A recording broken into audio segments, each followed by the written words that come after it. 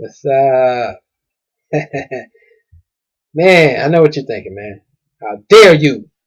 How dare you compare most Def to Marcus Garvey?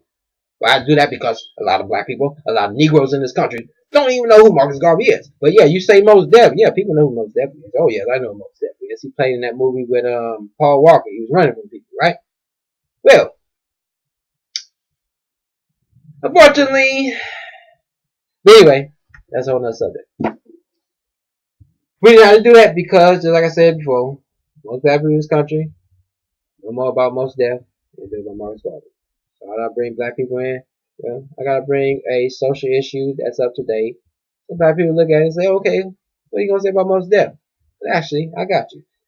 What I really want to talk about is this dude right here, this Negro with a hat right here, right? Who is that right there? Who that is? Who that is? You people don't even know. That's called, that dude right there, that's called Marcus Garvey. That dude is known as Marcus Garvey, right? A lot of people don't know him today because his organization, everything failed, and, well, white America has not jumped on the bandwagon to celebrate this dude. They have not canonized this dude into the black leadership Walk of Fame, right? We got the Malcolm X, we got the Martin Luther King, we got the Jesse Jacksons, the Reverend Al Sharpton, we got the Louis Farrakhan's, but we don't have this guy right here. And that's a sad case, man. Why is that sad? Because this dude he had a plan, he had a vision, right? He also wanted to put money back into our pockets. But do the Negro today want that? Did they want that back at that time? No. They wanted to know that money was going back into their pocket first. And whatever was left, everybody was going to get the rest of it. That's the problem with black folks. Same thing my mom used to tell me. That if black people own the business, like, you can have a bunch of Asians. They buy a whole block, a whole street is nothing but Asian stores, right? They take that money, split it up. You know what I'm saying? They live 15 people in a one-bedroom house, split that rent up, everything cool.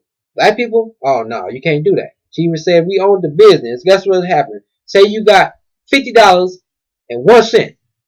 What are black people going to do? Okay, here's your $25. Here's your $25. I'm going to take this penny right here and we're going to buy business. No, they'll shoot each other for that last penny. Because we got a mindset that's stupid, man. Something about that weave and that perm and that conch that we just put in our head went down to our brain. We start thinking stupidly, right? But anyway, that's a whole nother subject.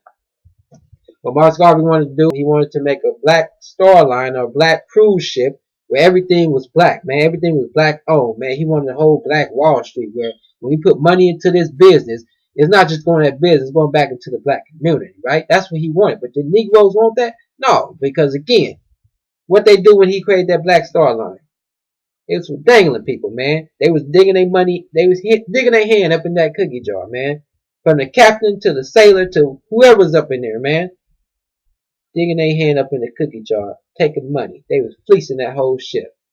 And so after Marcus Garvey went down, the whole organization went down with him. And the whole thing is the people in the organization left with some change. They say, hey, I benefited, I got what I need out of it. We don't need no cruise ship. I just go find me another hustle. That's again, problem with black people. It's always about a hustle, man. It's not about working together, it's about a hustle. If you getting more than me, I'm not going to be with it. It don't matter if it's going to push us both forward. You can't get more than me. That Negro Mayweather, when he wanted to fight Pacquiao, he knew this was going to be the biggest payday of his life, man. But what is he worried about? Pacquiao can't get half of what I'm getting. He got to get less than me. Other than that, we're not going to fight. This fight could have been $1 billion. If Pacquiao was getting $100 million and Mayweather was getting $100 million, that fight wasn't going to happen. I may put the math wrong, but you see what I'm saying? It's a mindset that we feel that we are inferior when we get less than somebody, regardless of what the end point is, right? We don't look at the end point, we look at the right now. And the end point comes later on. But see, that's not how you run a business. So the whole thing went down. Now, Marcus Garvey had marches down the street, and see, they always talk about Martin Luther King doing these marches, but they failed to canonize again this dude right here. They failed to canonize this dude. Meaning that if you ever watch the videos, this dude was actually doing marches long before Martin Luther King was even around, man. They don't talk too much about that. Think about Martin Luther King or Marcus Garvey. Dude had uniforms, man. This dude had a whole wardrobe. This dude had a flag, man, meaning that he was trying to create a whole nation within a nation. But you know, propaganda and the media try to spew out is that when a bunch of black people come together, something's about to go down. That was far from the case because Marcus Garvey and his group never attacked anybody. You see, when they see a bunch of black people uniting, that's a very scary thing for the dominant society. That they must be planning something. They're planning a revolution. You see, it's a scary thing. And so, you know, the FBI and everybody else had to get through. They had to ban this brother from the country. He went to another country and they say, you see this dude step foot off the plane or the ship, detain him. Don't let him back in this country. And dude ended up dying in a cell. I'm gonna read something that he actually wrote at the end of his life about how he felt about the people he hired or not hired, but the people he tried to work with to create a better environment for black people. But again, black people didn't want that. He said, on starting the Black Star Line, Garvey would let it write, he had the greatest confidence in every Negro at first. It had been his dream to have every position from pantry boy to captain filled by black people. He had done so and appointed a black board of directors.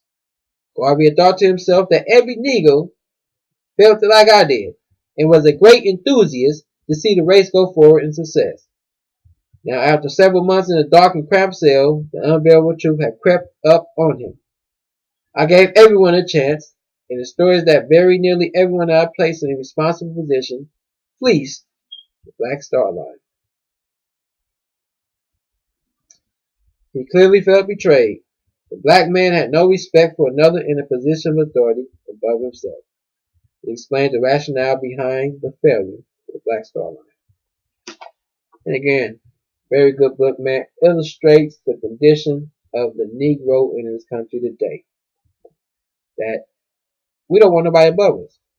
We have such a low self-esteem in ourselves that we feel somebody else above us. That makes us look or appear inferior to the rest of the world.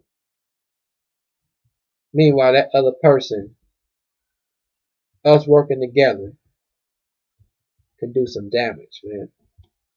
But because you appear above me, I'm not working with you.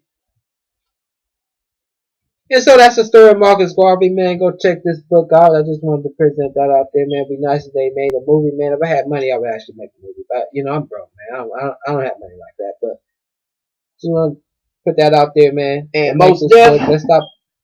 I don't know what to say about that dude, man. But go check that book out, man. That's it.